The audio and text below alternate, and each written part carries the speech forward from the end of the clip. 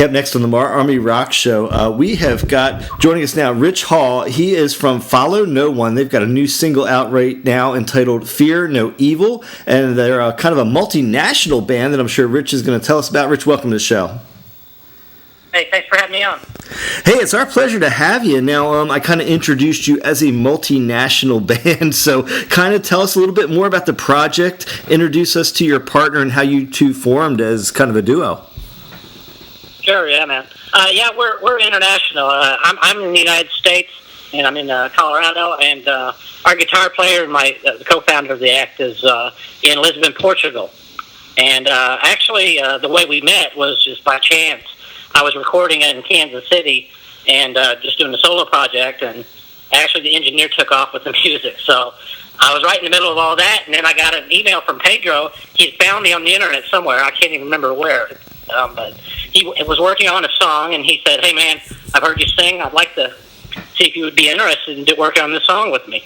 So I've got nothing else to do, so I headed down to Nashville for a few days and took some time and worked on that song, and man, we never really expected anything to come of it per se, but, so right off the bat, some people were digging the stuff, so we just talked about it, said, hey, let's keep going, and 2 years later, or two years and more later, here we are, still rocking. Hey, so what attracted us to your music, actually, was the new single, Fear No Evil. Tell us a little bit about that tune. Where was that tune recorded, and who was your producer on this thing? I've been studying exorcism for quite a while, and just things like that, just one of the things I'm interested in. And this song kind of came about from that, but the song took a little bit of a different turn lyrically, so it's not necessarily about that. But the recording process basically took place kind of similarly to the way our others do. I work out of my home studio in Colorado, and Pedro works out of his studio in Lisbon. And basically what we do, we work on our tracks together, and then we go to the mix-down process in a studio. And in this case, we decided to try a new studio, North Park Studios in Colorado Springs.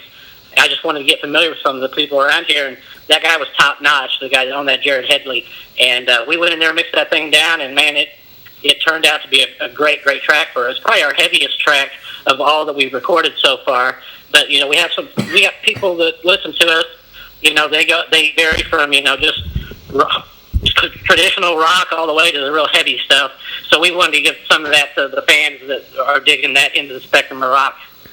Yeah, you led right into my next question. You guys kind of bill yourself as like a past and present vibe that you bring to your music. What drives that in your music, the style and inspiration? Talk about a little bit of that past and present vibe that you have. Well, part of the past, unfortunately, comes with age, I suppose. I've been around. Pedro's a little bit younger than me, but Pedro, he's traditionally trained in music. He went to UK Sheffield University, and my training is more traditional and by private instruction, and quite honestly, just getting out there and doing it. I started out doing this stuff when I was 13 in my first band, and Pedro studied music, and he's just a phenomenal guitar player. And basically, between the two of us, we just have been exposed to so many different types of music. And from my dad was a huge Sabbath fan, and introduced me to Sabbath and Hendrix and Beatles and some of the great bands. And I've carried all that with me as long as I've been going. And Pedro has a very, very good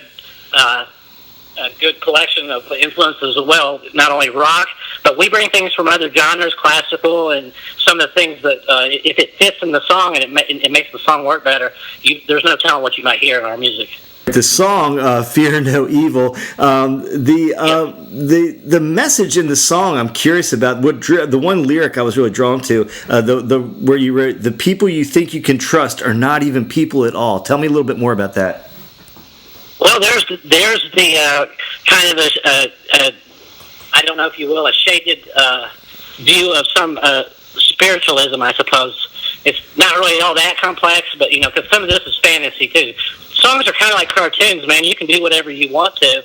So in the case that lyric right there, the character in the song or the person, whatever, was getting direction from somebody that turned out to be supernatural. Wow. So if you can dig it. And that's where the kind of the exorcism comes in. You know, bad and evil and all that. Good versus evil. Ronnie James Dio he's a master at that, writing about the types of subjects, and I'm a huge Ronnie James Dio fan, so maybe that reflects in the look of music as well. Yeah, you and me both, man. And two of our real inspirations. Our logo is the golden horns, which is named after Dio, and our other inspiration kind of ties into you a little bit as well. We call ourselves the MARR Rock Army, and it's my spouse is a veteran, but it's really a play on the words of the Kiss Army. But we really have a lot of respect for the military here, and I saw your Memorial Day post, and I don't even know where to begin with this. First, I want to salute your military service and ask if you don't mind sharing a little bit about it. Yeah, don't mention it, man. I was in the U.S. Army, and I served in the Gulf, did 2 separate tours over there, and it was kind of my family, it's not a family tradition per se, but just so happens my dad served in Vietnam and in the Army, Big Red 1. My grandpa served in World War II. He was at the Battle of the Bulge, and also he was at Normandy, actually a couple of days early, because he was in the 82nd Airborne, and I don't know if you're familiar with that story about Sainte Marie Galisse, but he was one of the, I think I said that right, the French town where the guys got dropped in the wrong drop zone, and that was my grandpa. So we have a tradition of the Army in our family, and I just kind of did my thing, and I didn't stay in long. I was there for 3 years, but 3 years was plenty. I spent over a year over in the Gulf, so it was good service. I enjoyed my time in, and proud to serve, and I appreciate the service of everybody else too, because man, I know what it's like to be over there on Christmas, in a foxhole, so I can dig it. Hey man, so another tune I want to ask you about, and I think this tune did quite a lot for your career, really, is Your Time of Dying. Tell me a little bit more about that tune and the story behind it. Yeah, man, that song is the song that a lot of our titles maybe sound a little scary, like Your Time of Dying and Fear No Evil, and you've got those kind of things. And then when you listen to the song and get into it, it's much more than that. And Your Time of Dying is actually the first song that I wrote when I got to Colorado. I've been here about a little bit over a year now, and it was the very first song I wrote, and it ended up getting us a nomination for best song for 2019 and best rock act, or the best rock act group duo, whatever you want to call it, and Entertainer of the Year. And we were fortunate enough to walk away with the award for best rock group duo at the largest independent music awards in the world, which was held at Dollywood just a few weeks ago.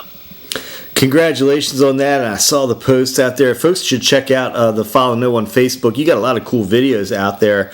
Now, for folks that don't know, you're not brand new to this. You got that EP 5 out there. Give us a little history about the 5 EP and how that came together.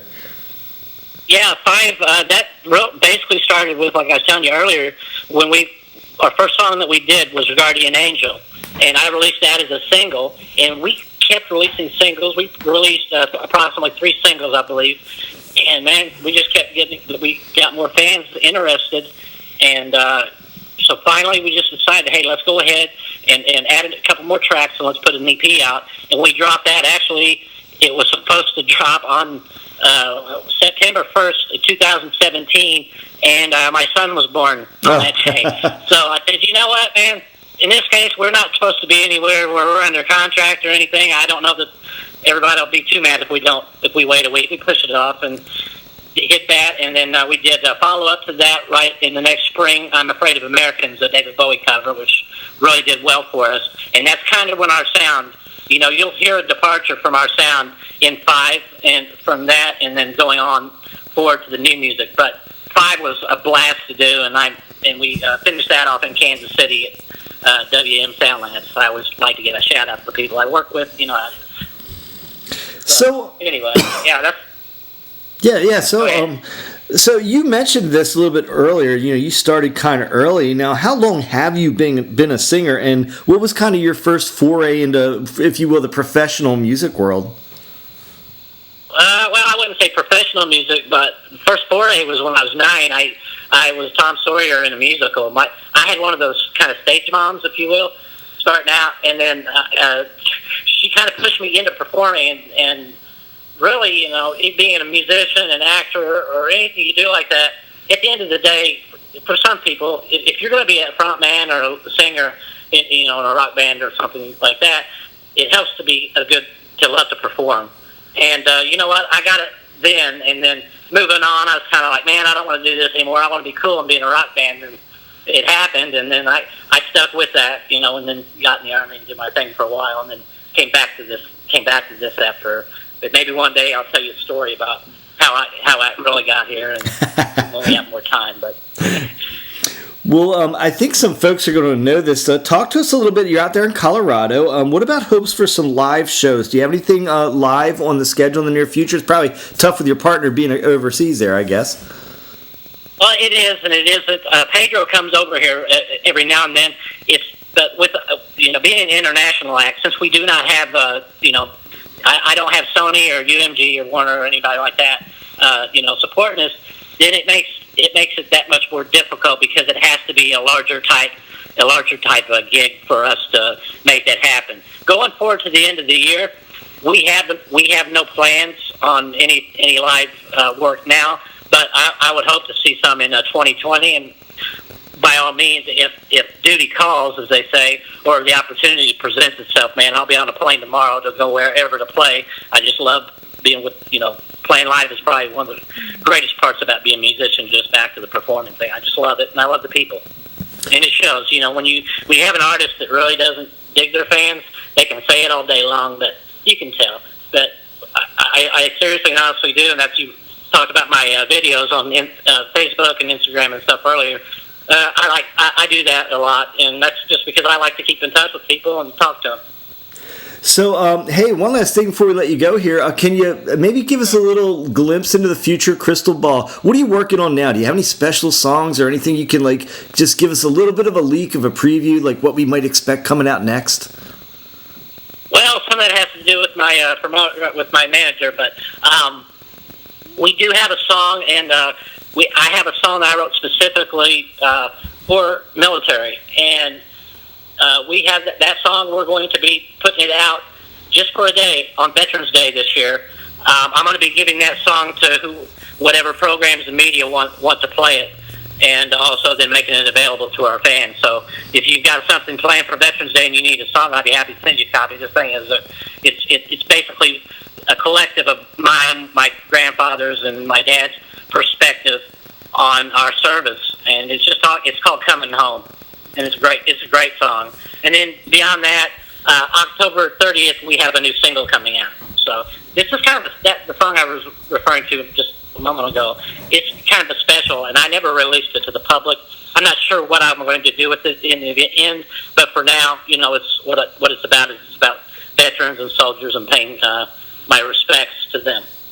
Well, we would be more than proud to play it here for you in the Marmy Rock Show on Veterans Day. And I got to look, I believe Veterans Day is on a Monday. We don't air on Mondays, but we could certainly play it that week for you on the days that we air. Sure. We'd be more than happy to do that for you. So, hey, Rich Hall, man, Follow No One. The new single out is entitled Fear No Evil, and a great band, man. And I really enjoyed getting to know you and talk to you a little bit. Rich, man, thanks so much for being here. Yeah, man, I hope to do this again sometime. Follow no1music.com, everyone.